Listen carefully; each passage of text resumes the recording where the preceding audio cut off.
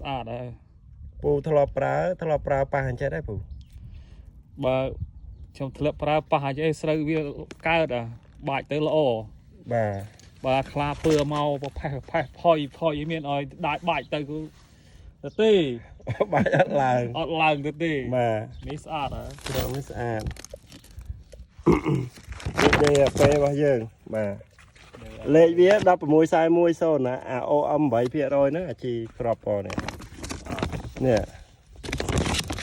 អាពណ៌ខ្មៅនេះអានេះជីធម្មជាតិណាមិនមែនទេអាពេណាអានេះធម្មជាតិលើមួយបាទធម្មជាតិចូល8%តែធម្មជាតិនេះពេលដែលយើងបាយទៅវាជួយឲ្យយើងធូរហើយស្រូវយើងចាប់ព្រឹសលឿនវាដូចយើងប្រឡាក់ប្រភេទថ្នាំដែលអ្នកខ្លះគេបាជីគេប្រឡាក់មួយថ្នាំកញ្ចប់ទៀតដើម្បីឲ្យពណ៌ខ្មៅដើម្បីបាចឲ្យលឿនអានេះមិនចាំលីទេអានេះមានប្រគំនឹងស្រេចបាទដែលអានេះវាជួយឲ្យឫសស្រូវចាប់លឿនហើយវាឆាប់ស៊ីជីដែលយើងបាននេះគឺជីខាងយើងមកនេះគឺសិតតែមានអញ្ចឹងទាំងអស់បាទលាយមួយ OM ហើយបាទនេះវាក៏មានដែរមានពណ៌ខ្មៅនឹងចូលរួមដែរតែអាហ្នឹងប្រភេទជីធម្មជាតិ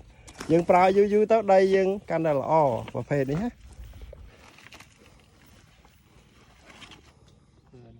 ដាក់ទៅក៏